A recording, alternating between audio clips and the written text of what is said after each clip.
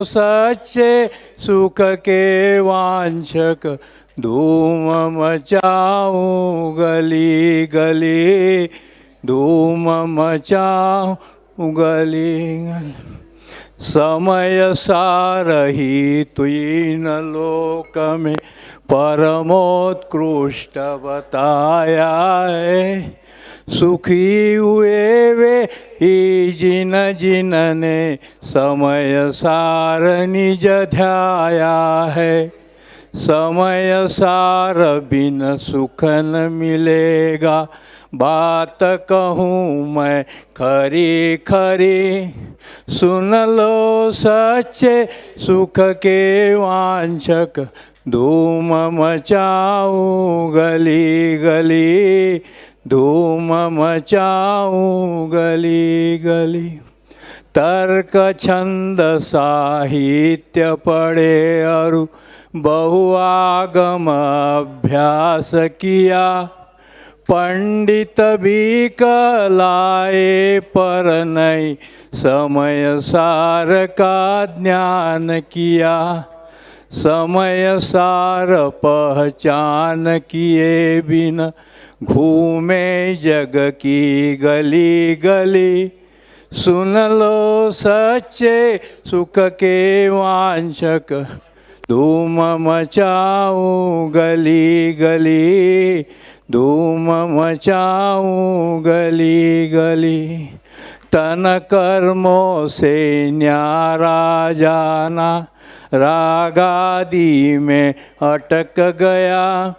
रागादि भी भिन्न कहे पर याय भेद में अटक गया। समय सार में भेदों से भी भिन्न आत्मा शुद्ध कहीं। सुन लो सच्चे सुख के वांछक, धूम मचाऊं गली गली, धूम मचाऊं गली गली। ज्ञान मात्र ध्रुव धाम शुद्ध, सुखमय चिन्मूरत आत्म राम। समय सार कारण परमात्म, शक्ति अनंतों का गुण धाम। उपादेय आश्रय करने के योग्य आत्मा शुद्ध यहीं। सुन लो सच्चे सुख के वांछक, धूम मचाऊं गली गली, धूम मचाऊं गली गली। समय सार की अद्भुत महिमा आज बताऊं भली भली। सुन लो सच्चे सुख के वांछक, धूम मचाऊं गली गली, धूम मचाऊं गली। चलिए शुरू करते हैं हम लोग। जय शास्त्र सा होता, शास्त्र विराजमान है ना, करना है वापस। स्याद्वाद नए षट द्रव्य गुण पर आए और प्रमाण का चेतन बंद का कर्म के अवसान का। कह कर स्वरूप यथार्थ जग का, जो किया उपकार है उसके लिए। जिन वाणी माँ को वंदना शतवार है, वंदना शतवार है। चलिए मंगलाचरण से बात शुरू करते हैं। जय श्री ओम नमः सिद्धेभ्यः। ओम जय जय जय नमोस्तु नमोस्तु नमोस्तु। नमो अरिहंताणं, नमो सिद्धाणं, नमो आर्याणं, नमो वज्रायाणं, नमो लोये संवसाहुणं। वंदितु संसिद्धे ध्रुवमचल मनोवमं गतिं पते वोचामि समय पाहुड़ मिणमो सुध केवली नमः समय साराय स्वानुभूत्या चकासते चेत स्वभावाय भावाय सर्वभावांतर जिन स्वानुभूति से खिरी मम स्वानुभूति मधिगिरी श्री विमल धारा जन श्रुत आनंद अमृत से भरी समता प्रवाह भावती रागादि विकल्प तोड़ी के माँ सरस्वती प्रतिभाव वंदन दृष्टि निज में जोड़ी के दृष्टि निज में जोड़ी के। ग्रंथाधिराज समय सार जी यहाँ विराजमान हैं। श्रीमद् भगवत कुंद कुंदाचार्य देव प्रणीत यह अद्भुत उपकारी रचना हम सबके महाभाग्य से ये ग्रंथ हमें उपलब्ध हो गया है। अभी हम भक्ति गा रहे थे ना, ये ग्रंथ समय सार बनाया गया है मेरे लिए। सच में यदि आप इसे इस भावना से पढ़ेंगे कि इसकी प्रत्येक गाथा प्रत्येक बात किसी और के लिए नहीं है, यह तो सिर्फ मेरे ही लिए है।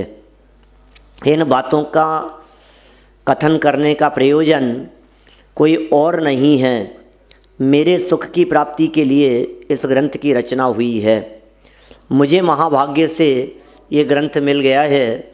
मुझे इन सब बातों को बहुत गहराई से जानना चाहिए और गहराई से समझने का प्रयत्न करना चाहिए। मैंने ये सब बातें कितने भाग्य से मिल गई है हमें इसका अंदाज़ा नहीं है बिल्कुल भी। इन सब बातों को हम जानते पढ़ते तो हैं, सुनते हैं, समझ भी रहे हैं, लेकिन गहराई में विचार चिंतन में ये उतरता नहीं है। 105 नंबर कलश कल अपना यहाँ संपन्न हुआ था और इस कलश में यह बात कह दी थी कि इसीलिए तो अनुभव करने का विधान है। मैंने जितनी भी जनवाणी की चर्चाएं हैं ये सब अनुभव करने के लिए ही है। लिखा है इसीलिए तो अनुभव करने का विधान है। ये चर्चा क्यों लिखी है? ये अनुभव करने का विधान ऐसी बात क्यों लिख रहे हैं? बोले जो भी शास्त्र लिखे गए हैं, जितने भी आगम उपलब्ध हैं, जो भी द्वादशांगमयी जनवाणी हमारे पास में अवेलेबल हैं, वो सब अनुभव करने के लिए ही लिखी गई है, अनुभव की प्रेरणा देने के लिए लिखी गई है। आखिर इन शास्त्रों को हम पढ़ रहे हैं तो क्यों पढ़ रहे हैं? क्या मतलब है? अच्छा, क्या मिलेगा इन शास्त्रों को पढ़ने से? सोचो जरा, इन शास्त्रों को किस लिए पढ़ना, क्यों पढ़ना इन शास्त्रों को? ये जिनागम का अध्ययन मनन क्यों करना? और मैं कहता हूँ साधु संत हो गए, किस लिए हो गए हैं? उसके पीछे भी क्या प्रयोजन है? मुनि व्रत अंगीकार कर लिया, व्रत ले लिए, तो आखिर क्यों? एक ही प्रयोजन है, सच्चे सुख की प्राप्ति। इसके अलावा दूसरा कोई प्रयोजन नहीं है। आत्मानुभव और शुद्धोपयोग के अलावा दूसरा कुछ भी प्रयोजन नहीं है। आखिर क्यों हम मंदिर आए हैं? क्यों हम पूजन विधान कर रहे हैं? क्यों हम यहाँ आकर के बैठे हुए हैं? जरा क्यों का प्रश्न चिन्ह खड़ा करके देखो तो अंदर से जवाब निकलना चाहिए कि सच्चे सुख की प्राप्ति करनी है। इसके अलावा दूसरा कोई प्रयोजन नहीं है। क्यों कर रहे हैं यहाँ विधान? क्यों पढ़ें हम समय सार? क्यों इतने लोग एकत्रित हो गए हैं समय सार को पढ़ने के लिए, सुनने के लिए? क्यों इतने लोग लाइव बैठे रहते हैं, इंतजार करते रहते हैं? क्यों भाई साहब बतलाइए, सोचिए जरा, क्यों कर रहे हैं ये सब? नरेंद्र बाकलीवाल जी क्यों कर रहे हैं, क्यों पढ़ रहे हैं? अपने आप से पूछिए, अंतर में आवाज़ आनी चाहिए ऐसी। भरत भाई क्यों समय सार पढ़ रहे हैं, क्यों नियम सार पढ़ रहे हैं, क्यों रत्नकरण श्रावकाचार पढ़ रहे हैं? इस अध्ययन से क्या मिलेगा आपको, ये बतलाइए। एक ही प्रयोजन है सच्चे सुख की प्राप्ति के लिए। माने विषय कषाय जंजाल में हमारे को सुख नहीं दिखता है, और यदि सच्चा सुख चाहिए तो क्यों चाहिए हमारे को सच्चा सुख? क्योंकि हमें जगत में मिल नहीं रहा है, और वो सच्चा सुख हमें जनवाणी के अध्ययन मनन से मिलेगा और पठन से नहीं मिलेगा। जनवाणी जिस और दिखाती है उस और देखना पड़ेगा। जनवाणी कहाँ दिखा रही है? जनवाणी तो इशारा करती है, सिर्फ एंगल दिखा रही है, इधर देखो। अब हम जनवाणी को ही देखने में यदि अटक गए तो हम समय सार का मर्म नहीं समझ पाएंगे। समय सार किसको दिखाता है, समय सार किसकी बात करता है, समय सार क्या प्रयोजनभूत बात कर रहा है, उसे समझना पड़ेगा ना। अनुभव करने की जो प्रेरणा समय सार में दी है, ये तो कुंदकुंदाचार्य देव की वाणी है ना भाई। ये तो जगत में किसी विद्वान की नहीं है, किसी व्यक्ति की नहीं है, हमारी तुम्हारी नहीं है, ये किसी मंडल की नहीं है, कहीं किसी संप्रदाय की नहीं है, ये तो कुंदकुंदाचार्य देव की वाणी है। और कुंदकुंदाचार्य देव स्वयं कहते हैं कि हमारी भी नहीं है, ये तो जिनेंद्र भगवान की वाणी है, ये तो तीर्थंकरों की वाणी है। अनुभव करने का विधान है। कितना सुंदर कह दिया था, शेष भाव सब बंद रूप हैं, बंद हेतु हैं। सारे भाव बंद के हेतु हैं।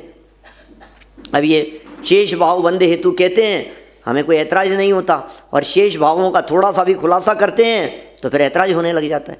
अब शेष भावों का विस्तार करके देखो, बोले पूजन करने के भाव बंद के कारण है, ऑब्जेक्शन लगता है अपने को। भक्ति करने का राग बंधन का कारण है, क्योंकि शेष भाव में सब आ गए ना। निज आत्मा जाने नहीं अर पुण्य ही करता रहे। बस आत्मा को छोड़ करके जो कुछ भी किया है, आत्मा को छोड़ करके जो कुछ भी कर रहे हैं, आत्मा को छोड़ करके जो कुछ भी करने का प्रयास किया जा रहा है, ये सब प्रयास तो बंधन का हेतु है। इसलिए कह रहे हैं शेष भाव सब बंध रूप हैं, बंध हेतु हैं। इसलिए अब जब सारे भाव बंध के हेतु हैं तो फिर क्या करें? बोले अनुभव करने का विधान है, क्योंकि आत्मा की अनुभूति ही एकमात्र ऐसी है जो अबंध स्वरूप हुआ करती है। किसी कार्य को करने का निषेध नहीं है, लेकिन करते हुए ऐसे करो जैसे नहीं कर रहे हो। ये मुक्ति का उपाय क्या है? वो उसने तोते ने पूछा था ऐसा, मुक्ति का उपाय क्या है? और क्या कहा? महाराज से जाकर के पूछा। जावत जाति का तोता था, और वो जावत जाति के जो तोते पैरट होते हैं, क्या बोलते हैं आपके यहाँ मराठी में? तोता ही बोलते हैं, पोपट, मिट्ठू, मिट्ठू। तो बोले वो जो जंगल में रहता था, और वो मिट्ठू को पकड़ने वाले जो लोग थे, वो कोई एक जंगल से उसने देखा कि अरे ये तो जावत जाति का तोता है, तो बोलेगा, मनुष्यों जैसे बात करेगा। बोले क्या करें, इसको ले जाएं और बहुत अच्छे दाम मिलेंगे इसके। तो नगर में लाया, लेकिन लोगों ने विश्वास नहीं किया। लोगों ने विश्वास नहीं किया तो राजा के पास में गया। और राजा ये तो बोलेगा, ये तो मनुष्यों जैसे बात करेगा, सवाल जवाब करेगा, अपनी जैसे बात करेगा, ये इस जाति का तोता है। बोले बुलाओ। बोले बोलता तो नहीं है, अभी महीने 2 महीने बाद में जब थोड़ा बड़ा होगा तो बोलेगा। राजा ने विश्वास करके उसे रख लिया, और सिपाहियों को कहा कि भाई इसके ऊपर निगाह रखना, रोज़ाना इसको मुँह मांगी कीमत देते हैं अपन, लेकिन ये बोलना चाहिए। मैंने 2 महीने में सच में बोलने लगा। तो राजा से आते जाते चलते फिरते राजा बात करते थे, बात करने लग गया। एक दिन नगर में मुनिराज आए। नगर में मुनिराज आए तो अब राजा भी मुनिराज के दर्शन के लिए जा रहा था। राजा को भी विचार आया मुनिराज के दर्शन करने के लिए जाएं। जब राजा जा रहा था तो उसने, मिट्ठू ने ये पूछा उस पैरट ने कि महाराज पता लग गया उसे मुनिराज के पास में जा रहे हैं? बोले आप मुनिराज के पास में जा रहे हो, मेरा भी एक प्रश्न पूछ लेना। बोले क्या प्रश्न पूछना है? बोले एक छोटा सा प्रश्न है कि मुक्ति का उपाय क्या है, मुक्ति का मार्ग क्या है। यह कैसा प्रश्न था इसका? राजा जाकर के पूछे मुनिराज से। मुनिराज बैठे हुए थे, और मुनिराज से जाकर के पूछा कि मुनिराज मुक्ति का उपाय क्या है? ये हम मेरे यहाँ एक तोता है, उसने एक प्रश्न भेजा है आपके लिए, मुक्ति का उपाय क्या है? क्या कहा होगा मुनिराज ने? कुछ नहीं बोले, बस प्रश्न को सुन लिया और सुन करके जहाँ बैठे थे वहीं लेट गए, बस और कुछ नहीं, कोई जवाब नहीं। राजा थोड़ी देर बैठा रहा, कोई जवाब नहीं मिला, लौट करके आ गया। जब लौट करके आया तो उसने अपने पैरट से कह दिया, तोते से कहा, पूछा भाई क्या हुआ महाराज, आप पूछ करके आए क्या? कि हाँ पूछा तो था लेकिन कोई जवाब नहीं दिया उन्होंने। फिर जाऊँगा, शायद उन्हें जवाब पता नहीं होगा कि थके होंगे कि उनका समय हो गया होगा, उन्होंने कोई जवाब नहीं दिया कि कुछ तो किया होगा कि कुछ नहीं, मैंने प्रश्न पूछा उन्होंने जवाब नहीं दिया और लेट गए वो तो, कोई नो रिएक्शन। बोले ओके ठीक है। अब महाराज तो कह करके चले गए, राजा तो कह करके चला गया और पैरट ने क्या किया, जिस पिंजरे में था, जिस पलने पर झूल रहा था वहाँ से नीचे उतरा और उतरकर लेट गया। जब लेट गया तो क्या हुआ, सिपाहियों ने देखा कि अरे ये तो मर गया, और फिर क्या किया, पिंजरा खोल करके उसे निकालने की कोशिश की तो पिंजरा खोला, इतने में तो वो उड़ गया और उड़ते उड़ते राजा से बोला, राजन मुनिराज ने उपाय बता दिया था, मुझे मुक्ति का उपाय मिल गया, अब तुम्हारी तुम जानो। राजा भी समझदार था, उसको भी मिल गया, आप लोगों को मिला कि नहीं? क्या उपाय था बतलाओ?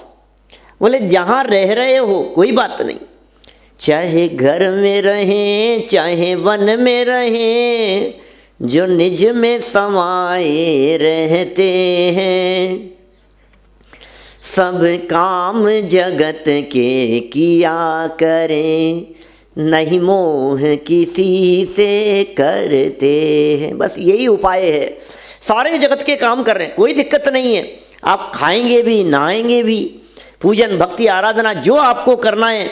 अरे घर गृहस्थी में रहते हुए अकेले पुण्य ही पुण्य रूप परिणाम नहीं होते हैं, पाप रूप परिणाम भी होंगे, पुण्य रूप भी होंगे, शुभ भाव भी होंगे, अशुभ भाव भी होंगे, लेकिन शुभ और अशुभ भावों के बीच में भी ज्ञानी जीव अपने आप को उससे अभिन्न देखता है, अलिप्त रहता है।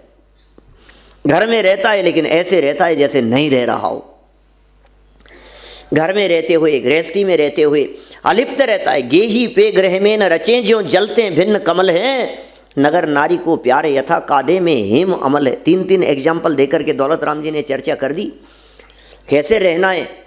हम घर छोड़ने की बात नहीं करते, अरे घर छोड़ करके भी क्या काम करना है और घर में रहते हुए भी क्या काम करना है। रहते हुए भी क्या है, भगवान आत्मा को जानना है, देह देवालय में विराजमान, और देह ये घर छोड़ने के बाद में भी एकमात्र अपने आत्मा को ही जानना है। सुखी होने का उपाय तो आत्मा को जानना है।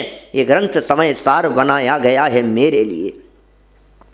ये जो बातें लिखी जा रही है, ये जो बातें इसमें लिखी गई है, पढ़ी जा रही हैं, ये सब बातें मेरे ही लिए तो हैं, किसी और के लिए नहीं है। गहराई से पढ़ना है इन सब बातों को। देखिए कल 105 नंबर का कलश यहाँ संपन्न हुआ था और अब आगामी गाथा की उत्थानी का प्रारंभ करते हैं। 154 नंबर की ये गाथा है, उसी मुक्ति की चर्चा है, उसी मुक्ति की बात करते हैं। उत्थानी का 3 लाइनें हैं। वस्तु स्थिति इतनी स्पष्ट होने पर भी, कितनी स्पष्ट है वस्तु स्थिति, अनुभव करो। वस्तु स्थिति कितनी स्पष्ट है। ये पुण्य भाव भी शुभ भाव भी बंधन के कारण है। शुभ भाव पुण्य बंधन के कारण होंगे, अशुभ भाव पाप बंधन के कारण होंगे, लेकिन अबंध स्वरूप तो दोनों नहीं है ना, बंधन तो दोनों ही अवस्थाओं में है। ये बात कितनी स्पष्ट सरल शब्दों में समझा दिए जाने पर, समझ में आ जाने पर भी, वस्तु स्थिति इतनी स्पष्ट होने पर भी अज्ञानी जन पुण्य की कामना करते हैं। हे भगवान, जब आपको ये बात आसानी से समझ में आ गई कि पुण्य भी बंधन का ही कारण है, फिर पुण्य की कामना क्यों हो रही है। और देखिए ये बात उन लोगों के लिए नहीं है जो लोग इन बातों को सुनते नहीं हैं, ये बात उनके लिए है जो इन बातों को सुनने के लिए आए हैं। माने पुण्य भी बंधन का कारण है, ये बात हमारे लिए है और हमें समझा रहे हैं। जो लोग इस मंदिर में नहीं आ रहे हैं, नहीं आ रहे हैं, नहीं आना चाहते हैं, जो आपसे अनुकूलता नहीं रखना चाहते हैं, आपके प्रति सहानुभूति नहीं रखना चाहते हैं, जो विरोधी हैं इस तत्वज्ञान के, समझ लीजिए आप, उनके लिए नहीं है ये बातें, ये तो हमारे लिए हैं। क्योंकि वो लोग तो पाप में ही उलझे हुए हैं, घर गृहस्थी में जो लोग उलझे फंसे हुए हैं उन लोगों के लिए थोड़ी ना है ये बात, ये तो उनके लिए जो पुण्य में आकर के अटक गए हैं। हम यहाँ आए, सुनने के लिए आए, अपने दिल पर हाथ रख करके सोचना, पुण्य पाप को समान जानने वाले लोगों की बात कर रहा हूँ शिरीष भाई, अपनी बात कर रहा हूँ। हम पुण्य पाप को समान जानते हैं, हम समान जानते हैं, समान बोल रहे हैं, उसके बावजूद हमारे अंतर में यदि झांक करके देखें तो यही बात निकल करके आती है कि अभी ये तो अच्छा है, ये तो अच्छा है। सबके सब व्यवहारावासी हैं, कोई भी निश्चयवासी नहीं मिलेगा आपको, सब व्यवहारावासी हैं अपन लोग। पंकज भाई सब व्यवहारावासी हैं। क्या बात कर रहे हो आप, हमें व्यवहारावासी कह रहे हो, दुनिया तो हमें निश्चयवासी कह रही है। आचार्य देव कह रहे हैं कि तुम व्यवहारावासी हो, कि हाँ, व्यावहारिक क्रियाओं में जो संतुष्टि है इसका नाम ही तो व्यवहारावास है। ये सब विधान करके 4 घंटा 5 घंटा सुबह से 7 बजे से बैठते हैं यहाँ, हम 12 बजे तक बैठे रहते हैं, 5-5 घंटा विधान चल रहा है, बीच में प्रवचन भी हो जाता है, लगातार यहाँ बैठे रहते हैं। इतना सब कुछ करने के बाद में आपको क्या लगता है? तो बहुत अच्छा, कितना अच्छा अष्टानी का पर्व बीत रहा है। 5-5 घंटा, अभी यदि ये विधान नहीं होता तो हम क्या कर रहे होते? उलझे होते राग रंग में ही, टीवी के चैनल घुमा रहे होते, घर पे पापड़ बना रहे होते कुछ ना कुछ ऐसा, कुछ ना कुछ काम चल रहे होते। अभी ये सब छोड़ करके हम इसमें लगे हैं तो कितना अच्छा भैया, ये तो बहुत अच्छा समय बीत रहा है हमारा तो। और यदि महीने 15 दिन के लिए सुनना नहीं हो, मान लो स्वाध्याय में नहीं आना हो, फिर कैसा लगता है? मान लीजिए महीने भर के लिए हमारा सुनने का प्रसंग नहीं बना, अब हम सुन नहीं पा रहे हैं, समझ नहीं पा रहे, कोई लग गए किसी दूसरे काम में, घर में ही शादी है, मान लो बच्चे की शादी है, बच्ची की शादी है, किसी ऐसे आयोजन में लगे हुए, उनकी तैयारियों में लगे हुए हैं, अब मंदिर नहीं आ रहे हैं प्रवचन सुनने के लिए, दर्शन भी बस चक्कर लगा करके चले जाते हैं, न पूजन कर पा रहे हैं, न प्रवचन सुन पा रहे हैं, न स्वाध्याय हो पा रहा है, सब चौपट हो गया मान लो 10-15 दिन। अब शादी निपट गई, अब आपको कैसा लगता है? अभी आना शुरू नहीं किया है, अभी थकान है बहुत ज़्यादा शादी की, आपको फीलिंग में क्या आ रहा है? यार ये तो सब छूट गया हमारा, तो सब कैसा हो गया। और फिर वापस आपने रीस्टार्ट किया, अब कैसा लग रहा है? अब वापस गाड़ी लाइन पर आ गई, गाड़ी लाइन पर आ गई। ये जो संतुष्टि है 2-4 घंटा सुनने के बाद, ये जो अंदर का सेटिस्फेक्शन है, क्या ये शुभ भाव में, क्या मंद कषाय रूप परिणामों में ही अटकने का परिणाम नहीं है क्या? हम इससे ऊपर आगे जाने का प्रयास ही नहीं करते हैं, हमारा कुछ भी प्रयत्न नहीं हो रहा है। आप सोचिए क्या प्रयत्न कर रहे हैं हम प्रयत्नों के नाम पर यही तो कर रहे हैं, बस स्वाध्याय कर लो, प्रवचन सुन लो, और इससे ज़्यादा क्या करोगे? ज़्यादा कुछ कहो तो ऐसे लगता है कि जान लोगे कि हमारी 5-5 घंटा 6-6 घंटा करके मरे जा रहे हैं हम, आप क्या कितना कराओगे? इससे ज़्यादा क्या कराओगे भरत भाई? आप दिन में और रखो प्रवचन, हमारे हमें फिरने के लिए हैं क्या यहाँ? 12-1 बजे तो घर पहुँचते हैं, 1-1:30 बजे तो फिर खाना खाओ, बनाओ, करो, फिर उसके बाद में फिर कितना टाइम हो जाता है, फिर थोड़ी देर रेस्ट नहीं करो, फिर दोबारा वही, अब आपको दिन में और रख लो। हम क्या करें भाई? ये जो आचार्य देव कह रहे हैं, ये कह रहे हैं वीतराग भाव करने का या वीतराग भाव रूप परिणमन करने का आपका लक्ष्य ही नहीं दिखता है। इतना सब कुछ करके ही हमें लगती है कि बस ये तो इतिश्री हो गई, इससे ज़्यादा और धर्म क्या होता है? लेकिन ये तो धर्म है ही नहीं जिसे हम धर्म समझ रहे हैं। यहाँ तो धर्म की शुरुआत ही नहीं हुई है। आपको लग रहा है इतना तो कर लिया धर्म, अरे इतना क्या, अभी तो शुरू ही नहीं किया है, आप इतने की बात कर रहे हैं। इतना तो धर्म कर लिया हमने, शुरुआत ही नहीं है। ये कुंदाचार्य देव की मूल पंक्तियां कह रही है यहाँ। वस्तु स्थिति इतनी स्पष्ट होने पर भी, जो लोह बेड़ी बांधती त्यों स्वर्ण की भी बांधती, इतनी स्पष्ट होने पर भी उस हथनी के चक्कर में उलझ गया था।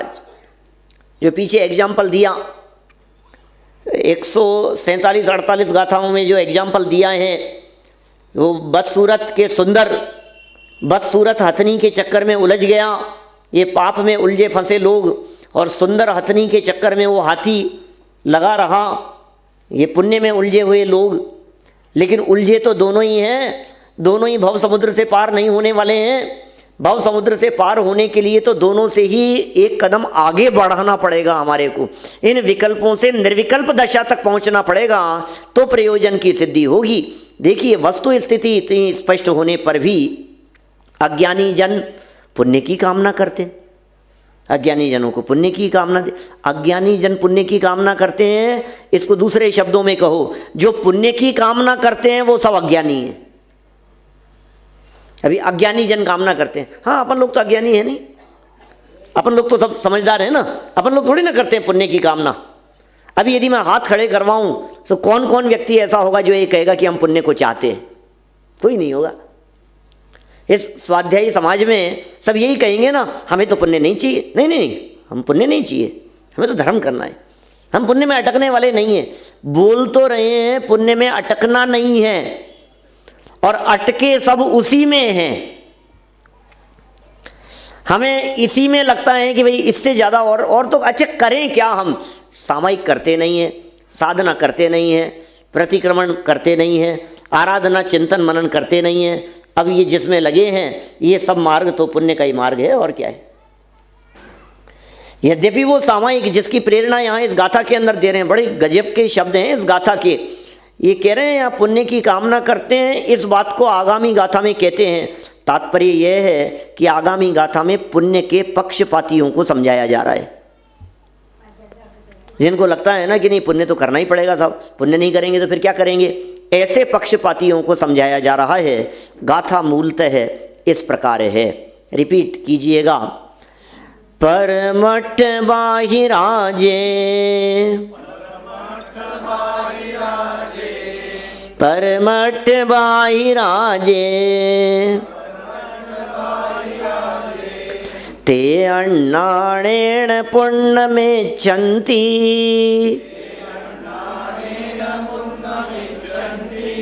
संसार गमन हेतुम विमोक्ष हेतुम अजानन्ता।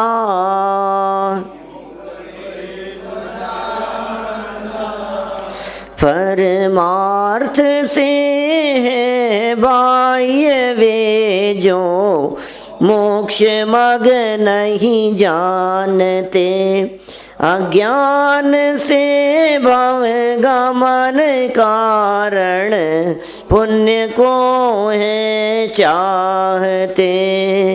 कितनी सरल पंक्तियों में पद्यानुवाद लिख दिया है। जो परमार्थ से बाह्य हैं वे मोक्ष मग को नहीं जानते हैं, मोक्ष के मार्ग की खबर ही नहीं है, मोक्ष के मार्ग को पहचानते ही नहीं है।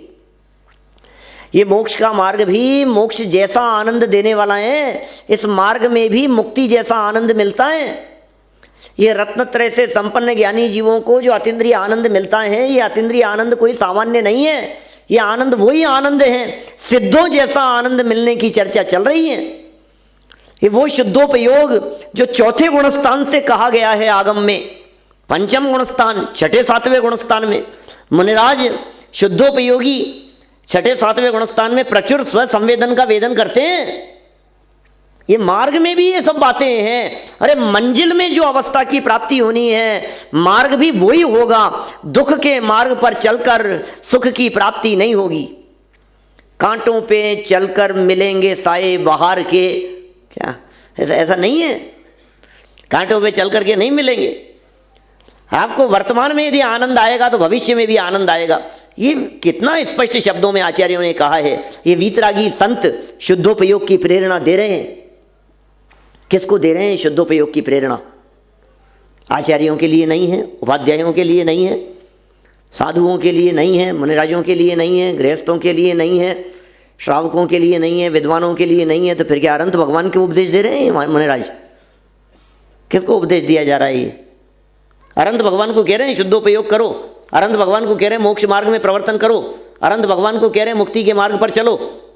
किसको कह रहे हैं? कीर्तिंजय जी भाई साहब बोलो, कितना स्पष्ट है। अरे ये मोक्ष का मार्ग है, क्योंकि पुण्य और पाप दोनों को चाहने वालों को तो, पुण्य को चाहने वालों को तो संसार मार्गी कह रहे हैं, उन्हें तो अज्ञानी कह रहे हैं, और पुण्य को नहीं चाहने वाले उन्हें मोक्ष मार्गी कह रहे हैं। तो जहाँ पाप भी नहीं किया और पुण्य परिणाम भी नहीं किया, इसी का नाम तो शुद्धोपयोग कह करके पुकारा गया है। यही तो शुद्धोपयोग है। और शुद्धोपयोग क्या होता है? हमें यदि शुद्धोपयोग नहीं हुआ है और नहीं हो पा रहा है तो किसी को नहीं हो सकता है, ये कहकर के हम क्यों आगम विरोधी बात कहें? आगम का अपलाप तो हमारे माध्यम से नहीं किया जा सकता है। आगम क्या कह रहे हैं, जिनवाणी क्या कह रही है, ये शास्त्र कदम कदम पर क्या कह रहे हैं भाई? आगम है आगम, इसीलिए तो अनुभव करने का विधान है। परमार्थ से है बाह्य, परमार्थ से बाह्य मतलब मेरा अमृत जी, परमार्थ मतलब शुद्ध आत्मा। परम अर्थ मतलब परम शुद्ध निश्चय नय का विषयभूत, वो परमार्थ है। उस परमार्थ से जो बाह्य है, माने उस परमार्थ की जिसको दृष्टि नहीं है, उस परमार्थ की जिसे खबर नहीं है, उस त्रिकाली ध्रुव आत्म तत्व को जो जानते पहचानते नहीं है, वो परमार्थ से बाह्य रहने वाले मोक्ष मक को तो जानते नहीं, क्योंकि मोक्ष मक तो परमार्थ को जानना है। आत्मा को जानना ही मोक्ष मार्ग है। अमृत चंद्राचार्य नहीं, कुंदाचार्य देव की मूल गाथा कह रही है मोक्ष मार्ग किसका नाम? बोले आत्मा को जानने का नाम मोक्ष मार्ग है। आत्मा को जाना तो मोक्ष मार्ग शुरू होगा, और आत्मा को नहीं जाना तो मोक्ष मार्ग है ही नहीं। आत्मा को जानना ही एकमात्र मुक्ति मार्ग है। आत्मा को नहीं जाना और अज्ञान से भवगमन कारण पुण्य को है चाहते, अज्ञान से समझ रहे हैं संसार में परिभ्रमण का कारण। और ये संसार में परिभ्रमण का कारण ये पुण्य भी थोड़े समय तक अनुकूलताएं प्रदान करता है, उसके बाद में फिर वो आ जाता है इसका जुड़वा भाई पीछे से। ये फंसाने के लिए आ गया पुण्य, आगे इस पुण्य ने जाल फैलाया और फिर ये जीव फंस गया तो फिर पाप आ गया साथ में। दोनों जुड़वा भाई हैं, कितना उलझाने वाले हैं ये, और हम उलझ करके रह जाते हैं, हम फंस करके रह जाते हैं उस पुण्य परिणामों में। हमें लगता है तो बहुत अच्छा काम हो गया, बहुत अच्छा काम हो गया, बहुत अच्छा काम हो गया। अब ये अच्छे काम के बाद में फिर होने वाला क्या है? थोड़े समय बाद में आ जा लौट करके, बस ये तो सैंपल था, ये तो दिखाया था तुम्हारे को, ट्रेलर था ये तो हमारा। बाकी असली चीज़ तो यही है कि तुम्हें आ जाओ नीचे निगोद में आ जाओ, एकेंद्रीय पर्यायों में आ जाओ, विकलत्रयों के अंदर घूमते रहो, त्रियंचादि गतियों में घूमते रहो। अरे त्रस पर्याय की प्राप्ति साधिक 2000 सागर के लिए, और एकेंद्रीय पर्याय की प्राप्ति असंख्यात पुद्गल परावर्तन के लिए। कंपैरिजन तो करके देखो दोनों में। थोड़े से पुण्य की चाह में ये जीव कितना लंबे समय तक उलझ जाएगा। इस पुण्य की चाह का मतलब अनंत काल के लिए निगोद को चाहना है, अनंत काल के लिए। त्रस पर्याय की प्राप्ति महान दुर्लभ है। ये जो मिल गया है हमारे को, अब ये जो अवसर मिल गया है सुनने समझने का, इसमें यदि काम नहीं किया दोबारा वही चक्कर है, वहीं पहुंच जाओगे जहाँ न सुन सकते हैं न समझ सकते हैं, जहाँ कान नहीं है, जहाँ सुनने समझने का अवसर नहीं है। एकेंद्रीय दशाएं, निगोद दशा में चले गए, उत्कृष्ट काल 2.5 पुद्गल परावर्तन कहा। अन्य स्थावरों में उत्कृष्ट काल असंख्यात कल्प काल कहा गया। कल्प काल जानते हैं कितना बड़ा होता है? एक कल्प काल कितना बड़ा है?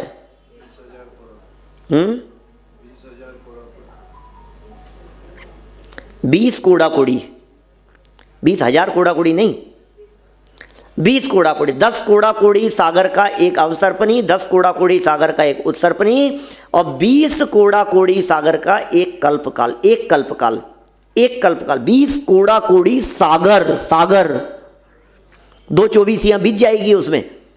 20 कोड़ा कोड़ी सागर एक कल्पकाल, फिर 20 कोड़ा कोड़ी सागर दूसरा कल्पकाल, फिर 20 कोड़ा कोड़ी सागर तीसरा कल्पकाल, फिर 20 कोड़ा कोड़ी सागर, फिर 20 कोड़ा कोड़ी सागर, फिर 20 कोड़ा कोड़ी सागर, फिर 20 कोड़ा कोड़ी सागर, फिर 20 कोड़ा कोड़ी सागर। अभी तो 7 बार 7 कल्पकाल हुए हैं। कितने करने हैं? असंख्यात कल्पकाल तक ये जीव पृथ्वी से जल में, जल से पृथ्वी में, पृथ्वी से जल में, जल से अग्नि में, अग्नि से वायु में, वायु वनस्पति, पृथ्वी जल, अग्नि वायु वनस्पति, इनमें भटकता रहे, इनमें घूमता रहे। कितने लंबे समय तक? असंख्यात कल्पकाल तक। निकलने का अवसर नहीं मिले, अब वहां से निकले और चले जाए निगोद दशा में। 2-2.5 पुद्गल परावर्तन तक निगोद दशा के अंदर बिताता रहे।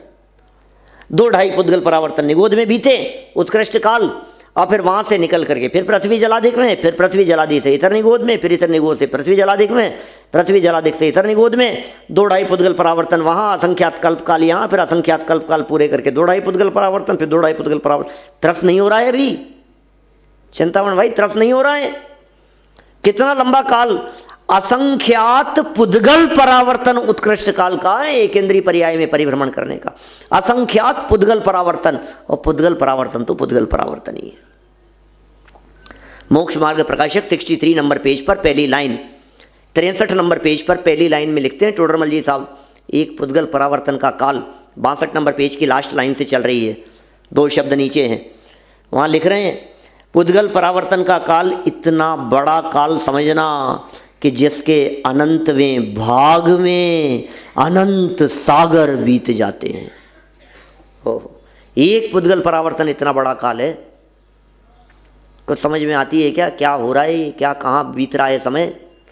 आज मरे हो बस फिर ख़त्म है, फिर कहाँ है, फिर ये कहाँ मिलेगा ये समय सार आपको, फिर ये ग्रंथ समय सार बनाया गया है किसके लिए, हम तो गए यहाँ से, हमारा क्या होगा। एक पुद्गल परावर्तन काल के अनंत हिस्से करो, संजय जी साहब विदिशा वाले, एक पुद्गल परावर्तन के अनंत हिस्से करो और एक हिस्सा उठाओ, उस एक हिस्से में अनंत सागर, फिर दूसरे हिस्से में अनंत सागर, फिर अनंत सागर, फिर अनंत सागर, फिर अनंत सागर, फिर अनंत सागर, फिर अनंत सागर, फिर अनंत सागर, फिर अनंत सागर, फिर अनंत सागर, फिर अनंत सागर, ऐसे अनंत सागर अनंत बार पूरे हों, बोले तो एक पुद्गल परावर्तन है। फिर अनंत सागर अनंत बार फिर पूरे हों, अनंत सागर अनंत सागर अनंत सागर अनंत सागर अनंत सागर अनंत सागर अनंत सागर अनंत सागर अनंत सागर अनंत सागर अनंत सागर अनंत सागर अनंत सागर अनंत सागर, समझ में आ रही है कुछ क्या क्या क्या बोल रहा हूं मैं।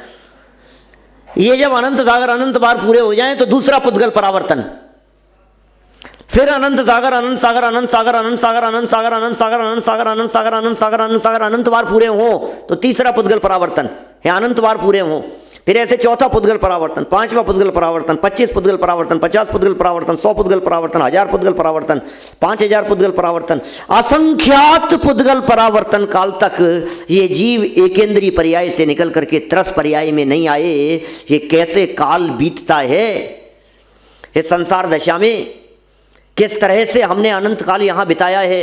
अनंते पंच परावर्तन बीत गए, अनंते पंच परावर्तन, और इसी तरह से और काल बीतने वाला है, और अनंत काल बीत जाएगा इसी तरह से।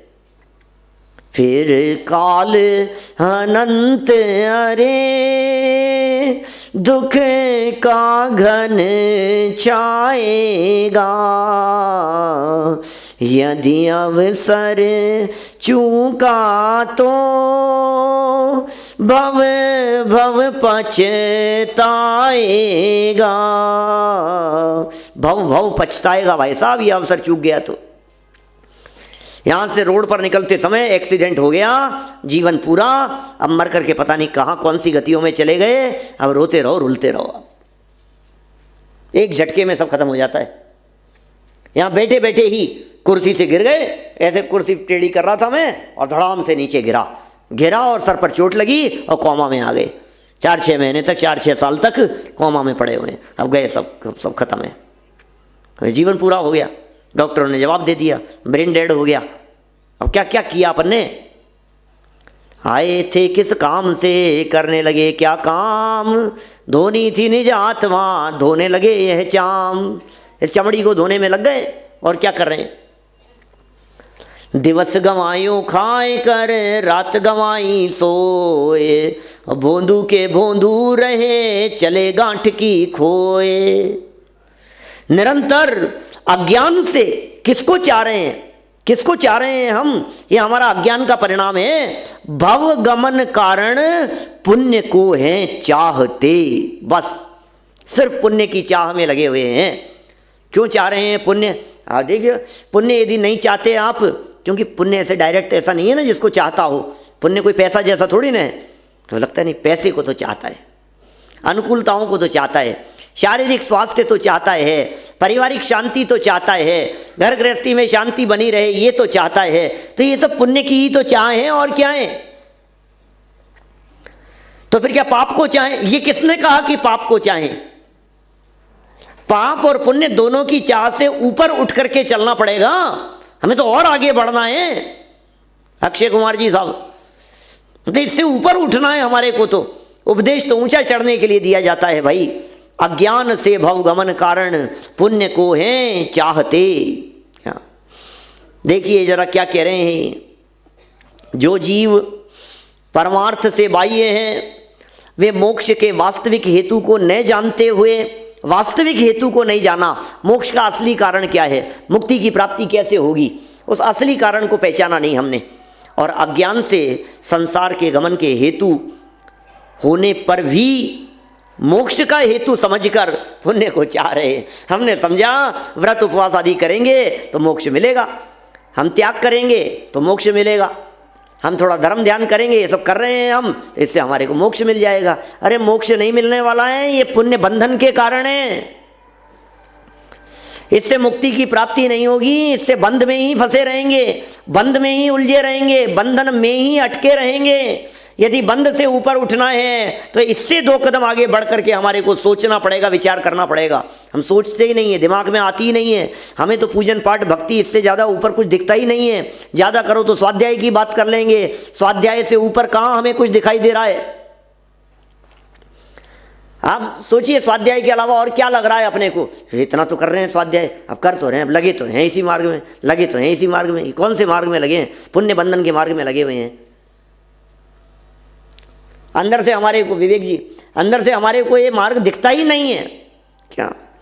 देखिए इस गाथा में क्या कह रहे हैं, बहुत सुंदर, और टीका तो इतनी ज़बरदस्त लिखी है निर्मल चंद जी साहब। ये टीका तो इतनी ज़बरदस्त लिखी है, जरा देखिए। अभी तो टीका के ऊपर की उत्थानिका, टीका के ऊपर इस गाथा में यह कहा जा रहा है, इस गाथा में क्या कहा जा रहा है? यह कहा जा रहा है कि जो जीव परमार्थ से बाह्य हैं, ओहो क्या कहा जा रहा है, जो जगत में जीव परमार्थ से बाह्य हैं अर्थात आत्मा के वास्तविक स्वरूप को नहीं जानते। क्या करें? आत्मा का स्वरूप जानते नहीं है, आत्मा का स्वरूप जानना चाहते नहीं है, आत्मा की खबर ही नहीं है। समाज में आप इधर उधर घूम करके देखो, सब धर्म के नाम पर पुण्य पुण्य की चर्चाएं करेंगे और पुण्य का ये उपदेश देंगे। नहीं धर्म तो बात, तुम पहले पुण्य करो, तुम पहले पुण्य करो। अरे पहले पुण्य करो फिर धर्म कब करेंगे? नहीं आत्मा का अनुभव होता ही नहीं, तुम आत्मा के अनुभव की बात छोड़ो, शुद्धोपयोग होता ही नहीं है, तुम छोड़ो शुद्धोपयोग की बात, हो ही नहीं सकता है शुद्धोपयोग।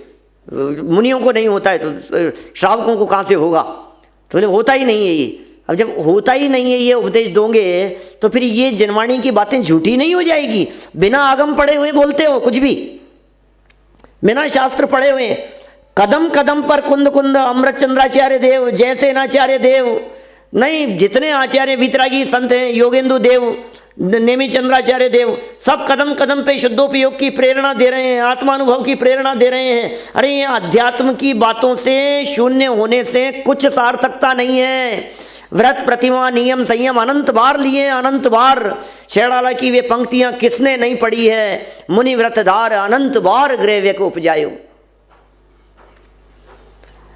आज हमने ये छोड़ दिया, समझ लीजिए बाहर का खाना छोड़ दिया, बाजार का छोड़ दिया, आलू प्याज छोड़ दिया, जमीगंध छोड़ दिया, रात्रि भोजन का त्याग कर दिया, रात को जल पीने का त्याग कर दिया। ये सब चीज़ें छोड़ करके हम आगे बढ़ते रहे। फिर आगे अब नेक्स्ट स्टेप क्या है? जब अब कुछ और सोचता हूँ, इतना तो कर लिया मैंने, अब और सोच रहा हूँ कुछ। फिर और क्या सोचने लगे?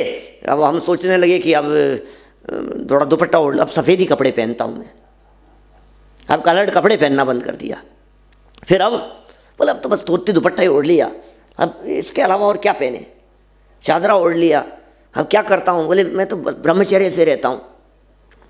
और कितना ऐसे फीलिंग में आ रहा है, कितना अच्छा कर लिया मैंने। अरे आपको पता नहीं है, ऐसे लोग मिलते हैं, पंडित जी आपको पता नहीं है मैं कितना पाप करता था, मैं कहाँ फंसा था। जब से मैंने ये लॉकडाउन में प्रवचन सुनना शुरू किया ना, जीवन बदल गया। अरे अनंत बार बदला है ऐसा जीवन, इसमें कौन सा निहाल हो गया? अनंत बार ऐसा जीवन बदला है, अनंत बार व्रतों को अंगीकार किया है, अनंत बार रात्रि भोजन का त्याग किया है। अरे तिर्यंच बन करके, पशु बन करके भी रात्रि भोजन का त्याग किया है, रात्रि को जलाधिक का त्याग किया है। गाय भैंस जैसे प्राणी भी, कबूतर जैसे पक्षी भी रात्रि भोजन नहीं करते हैं। हमने रात्रि भोजन नहीं करके कौन सा बहुत बड़ा काम कर लिया है। मैं ये नहीं कहता हूं कि आप रात को भोजन करने लगे जो किया सो तो ठीक है, लेकिन ये करके कोई बहुत बड़ा काम नहीं कर लिया है और फिर इसको और आगे बढ़े तो पाटे पर सोने लग गए, और आगे चलें तो कपड़े ही उतार दिए, हाथ में पीछे कमंडल आ गए। ये कह रहे हैं ऐसी दशा भी अनंत बार धारण की है, लेकिन वहां का वहीं है, इस संसार में रुल रहा है। मुनि व्रतधार अनंत बार ग्रेवे को उपजायो, पय निज आत्म ज्ञान बिना। ग्रेवेको में चला गया लेकिन आत्मज्ञान नहीं हुआ। आत्मज्ञान के बिना लेश मात्र भी सुख नहीं मिला। स्वर्गों में जाकर के आपको लगेगा कि सुख मिलता होगा, लेकिन लेश मात्र भी सुख नहीं है, रंच मात्र भी आनंद की प्राप्ति नहीं है। वहां दूर के ढोल सुहावने जैसे दिखते हैं, यहाँ शारीरिक कष्ट हैं तो वह मानसिक है ज्यादा, और क्या है। और शारीरिक कष्टों की तुलना में मानसिक कष्ट और ज्यादा खतरनाक होते हैं। शारीरिक कष्टों के अंदर कोई व्यक्ति आत्महत्या करने की नहीं सोचता है, लेकिन मानसिक कष्ट ऐसे होते हैं जिसमें आत्महत्या भी कर लेता है। लेकिन देवगति में तो आत्महत्या करने की भी फैसिलिटी नहीं है हाँ, आत्महत्या भी नहीं कर सकता है। देवगति का जीव यदि मरना चाहे तो मर नहीं सकता है, जहर खाना चाहे तो जहर भी नहीं खा सकते। हाँ, नहीं खा सकते, तुम्हें परमिशन नहीं है अरे कंठ से अमृत ही झरेगा तुम्हारे, तो जितनी आयु है उतनी भोगनी ही पड़ेगी तुम्हें। भोग भूमि या जीव हो चाहे देवगति के जीव हों, अकाल मृत्यु नहीं होती है वहां, आयु कर्म का अपवर्तन वहां नहीं होता है। औपाधिक चरमोत्तम देह असंख्य वर्षायुषो न पवर्त्यायुष है, दूसरे अध्याय का 53 नंबर का सूत्र तत्वार सूत्र में। औपाधिक चरमोत्तम देह, अब इतनी लंबी लंबी आयु और टेंशन में जी रहे हैं, आकुलता में जी रहे हैं, और माला मुरझा रही है। वास्तव में माला क्या मुरझाती है, कहते हैं नेत्रों की ज्योति मंद पड़ जाती है। नेत्रों की ज्योति क्या मंद पड़ती है, ऐसे कोई औदारिक शरीर थोड़ी ना। प्रैक्टिकल सोचो जरा उस स्थिति को, देवों में क्या होता होगा। ऐसा माला मुरझाती है, माला मुरझाती है, ऐसे फूलों की माला पहनते होंगे जो मुरझा जाती होगी, कि नहीं माला तो ऐसा है, नेत्रों की ज्योति मंद पड़ जाती है। नेत्रों की ज्योति मंद नहीं पड़ती है, औदारिक शरीर नहीं है, सब कुछ फीका फीका दिखने लगता है, क्योंकि मौत दिख रही है। भाव ख्याल में आया क्या क्या कह रहा हूं मैं बेसीकर जी साहब? क्योंकि मौत दिखाई दे रही है ना सामने, जिसको मौत दिख रही हो, अब उसको विषयों में आनंद दिखाई देगा, अब उसे भोगों में सुख दिखाई देगा, अब उसे देवांगनाएं दिखेगी। अरे उसे तो सब नीरस लग रहा है। इसका नाम है आंखों की ज्योति कम पड़ जाना, इसका नाम है सब फीका फीका दिखना, इसका नाम है सब मंद दिखाई देना। ये है अर्थ उसका, तो भाव तो ये है। हमारे जैसे कितने नंबर का चश्मा लग जाता होगा भाई साहब, आंखों की ज्योति कम पड़ गई, नेत्रों की रोशनी कम पड़ गई, कितनी आईसाइट वीक होती होगी उनकी। कोई आंखें वीक नहीं होती है। हमें जब दिखने लग जाए, मान लीजिए कैंसर बतला देवे डॉक्टर, लास्ट स्टेज बतला देवे डॉक्टर, ये कह देवे कि 3 दिन की आयु बची है, 6 महीने के अंदर अंदर उनका जीवन पूरा होना है, तो आपको भी 6 महीने तक सब आसार दिखेगा कि नहीं? फिर कोई कहे इतना प्रॉफिट हो रहा है, अरे काय का प्रॉफिट, यहाँ तो जा रहे हैं तुम्हें प्रॉफिट दिख रहा है। मतलब कितना प्रैक्टिकल है ये। फिर कोई आपको मौज मस्ती की बात कहे, घूमने फिरने की बात कहे, पैसे की बात कहे, धन की बात कहे, जिसको सुनते ही पहले आनंद आता था, अब उसको सुनते ही आनंद नहीं आता है। क्यों? क्योंकि मौत दिखाई देती है हमारे को। ऐसे देवों को मौत दिखने लगती है। अज्ञान से भवगमन, पुण्य को चाह रहे हो आप, अनंत बार उसे प्राप्त करके छोड़ा है, ये समझ में ही नहीं आ रही है बात। उच्छिष्ट भोजी शब्द का प्रयोग किया दादा ने।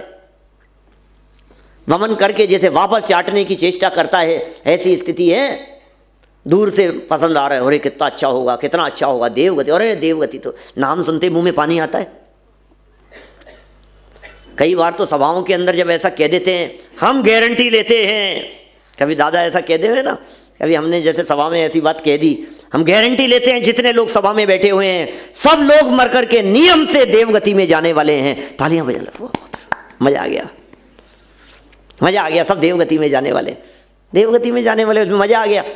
असंख्यात भव देवों के धारण करें तो एक भव मनुष्य का मिलता है। आगम प्रमाण से बात कर रहा हूं। असंख्यात भव देव पर्याय के मिले तो एक भव मिलता है मनुष्य पर्याय का। देव लोग तरसते हैं मनुष्य पर्याय की प्राप्ति के लिए। ये काल्पनिक बात नहीं है, आप ऐसा मत समझना कि कैसे असंख्यात कैसे होगा।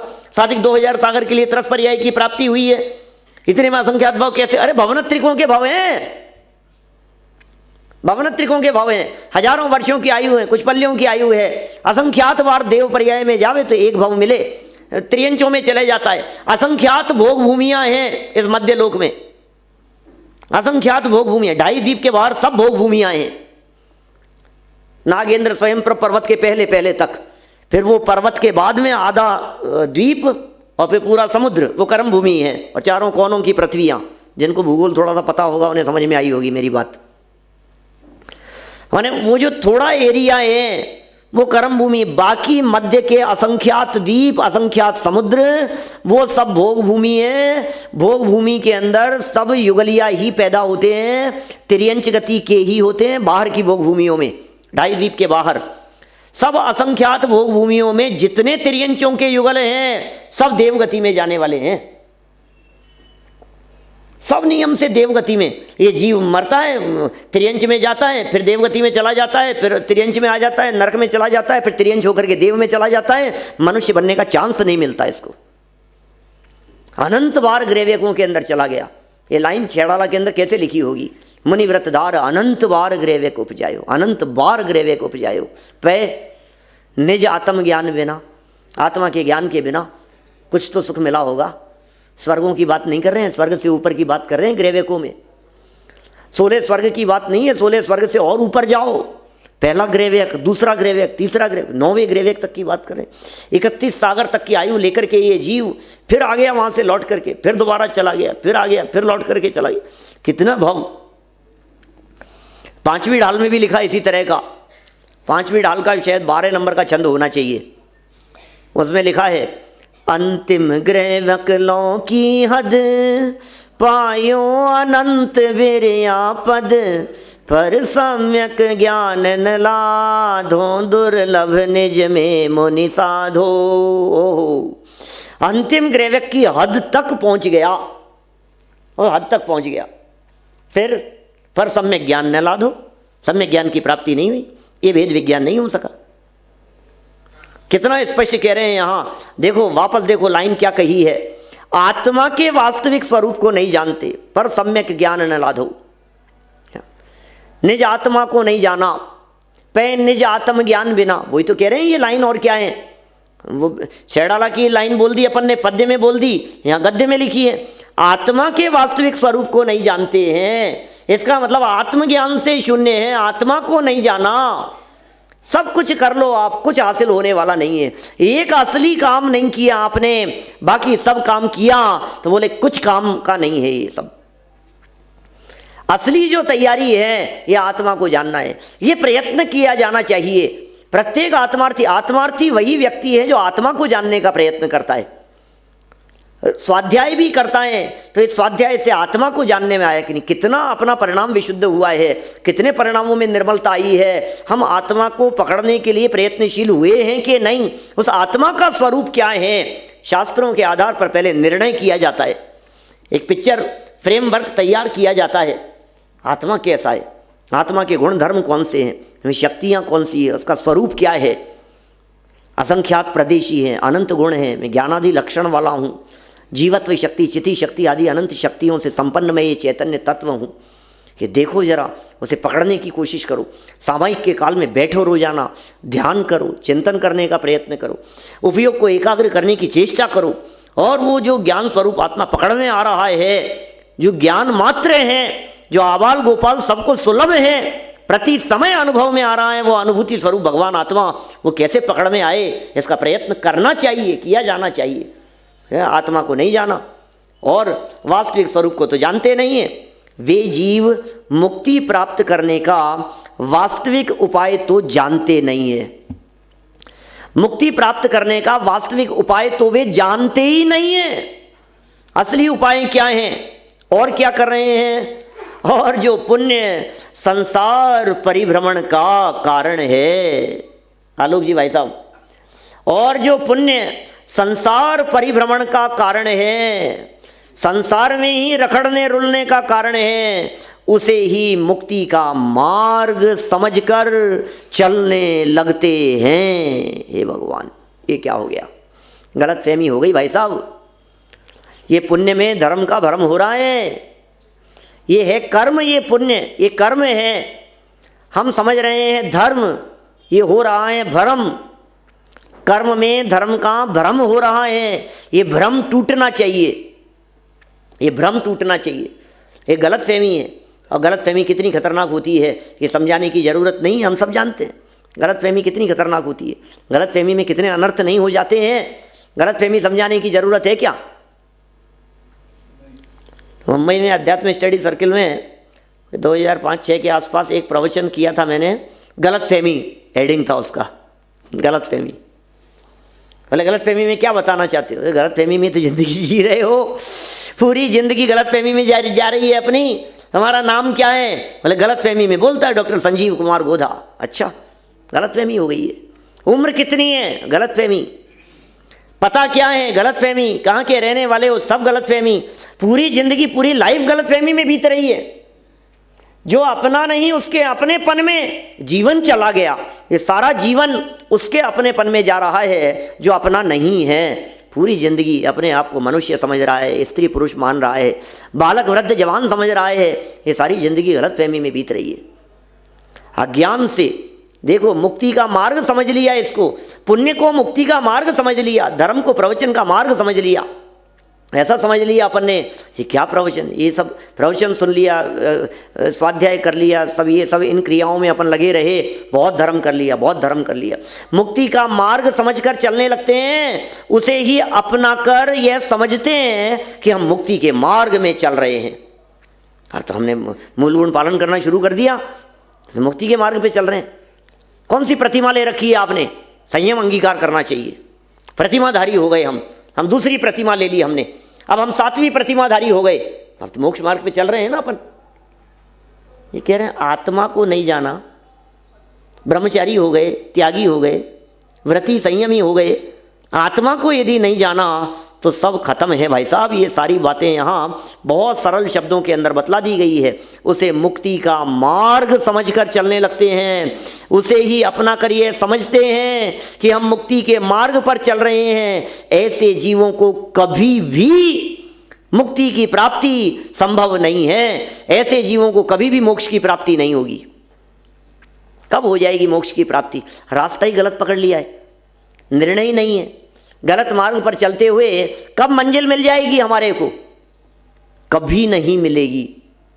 अब यदि आपको मुक्ति चाहिए हो तो इन बातों के बारे में गंभीरता से विचार करना, और यदि नहीं चाहिए हो तो फिर चल ही रही है जिंदगी जैसी चल रही है। अनंत काल बीत गया है संसार दशा में, अनंत और बीत जाएगा। अनंत काल संसार दशा में रुलते हुए हो गया, अनंत और रुलते हुए निकल जाएगा। कोई पूछने वाला नहीं है आपसे, कोई धनी धोरी नहीं है। भाई आपके माता पिता पूछ लेंगे, अरे बच्चा क्यों परेशान हो रहा है, अरे बेटा तू कष्ट क्यों पा रहा है? वो खुद रुल रहे हैं ना। किसको किसकी परवाह है, किसको किसकी फुर्सत है? 4 दिन के लिए माता पिता परिवार मिल गए, बाकी अनंत काल तो बिना माता पिता परिवार के बिताया है हमने। थोड़ा सा उदय अनुकूल था तो ये देवगुरु धर्म को सुनने समझने का अवसर मिल गया है हमारे को। अवसर मिला है, समझ लेवे तो भली होनहार, समझने में उपयोग लगाए तो, और समझने में उपयोग नहीं लगाए तो फिर वहाँ की वहीं खड़े हैं। इतना सब कुछ प्राप्त करके भी दोबारा वहीं खड़े हैं। ये तो उतार चढ़ाव चलता रहता है। कभी थोड़ा सा पुण्य परिणाम आ गया, कभी थोड़ा पाप परिणाम आ गया, कभी अच्छा परिणाम हो गया, कभी खोटा परिणाम हो गया। ग्रेवेकों में जाने वाले तो सब नग्न दिगंबरी होते हैं। 9 ग्रेवेक में जाने वाले सब नग्न दिगंबरी होते हैं। 28 मूल गुणों का पालन करने वाले ही होते हैं, द्रव्यलिंगी भी होते हैं, भावलिंगी भी होते हैं, सब तरह के होते हैं ग्रेवेक में जाने वाले। इसका मतलब जैनियों के अतिरिक्त किसी की भी लिमिट 16वें स्वर्ग से ऊपर जाने की नहीं है, किसी की भी योग्यता नहीं है। जैन कुल में जन्म लेकर ये बातें अंगीकार कर, इन बातों को स्वीकार कर, दिगंबर मुद्रा अंगीकार कर, अनंत बार उस दशा तक चला गया। भव परावर्तन का पार्ट है ये। ऑटोमेटिक ये शुभ भाव आते हैं, फिर अशुभ में आ जाता है, फिर शुभ भाव आते हैं, फिर अशुभ में चला जाता है, फिर शुभ भाव आते हैं। इसलिए भैया अब इन शुभ भावों से ऊपर उठकर परम धर्म करने का हम प्रयत्न करेंगे। इसी मंगल भावना से बात को यहीं विराम देता हूँ। टीका बहुत मार्मिक है, टीका में बड़ी गंभीर शब्दावली में प्रयोग किया है अमृत चंद्र स्वामी ने। कल इस प्रकरण को आगे बढ़ाएंगे। अभी जन्म